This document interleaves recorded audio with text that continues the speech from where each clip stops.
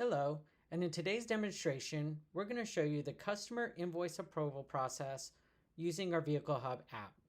It is important to note that the customer can approve an invoice via email or text message. They can also utilize any mobile device, tablet, or computer to complete the process as well. Let's go ahead and take a look at the phone. You notice in this text message that was received by our customer that there's a link for them to go ahead and click on. The message indicates that an invoice needs to be approved. Clicking the link will then load a web page either on their mobile device, tablet, or computer so that they can review the details and approve the invoice. Before we do that, let's go ahead and look at the email they would have received.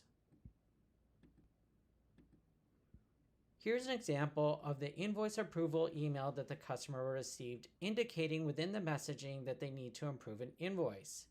They can click the blue link, which will then load a web browser with the invoice to approve. For demonstration purposes, I've already done this. When they click the blue link, you'll see this pop up on the screen.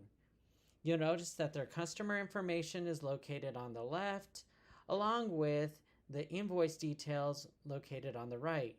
You'll also notice a work order or estimate number along with the vehicle information below. You can also see all the services that were provided and that were billed on this invoice. By default, all services are approved and marked accordingly. You notice a vehicle total and also our account disclosure down at the bottom. The account disclosure is configured by account. I've now reviewed my invoice and everything is great. I'm ready to approve and sign this invoice. I'm going to go ahead and click submit. And by doing so, there's one quick confirmation. Do you want to submit this response? Therefore, am I ready to sign for this invoice? I'm going to go ahead and click yes and submit. And it will automatically refresh the screen so that a copy can be reviewed. It's got all the vehicle information along with the services and total down at the bottom. Most importantly, you'll see who it was approved by and when it was approved. There's also additional features such as a print button down below so that you could print a copy for your own records.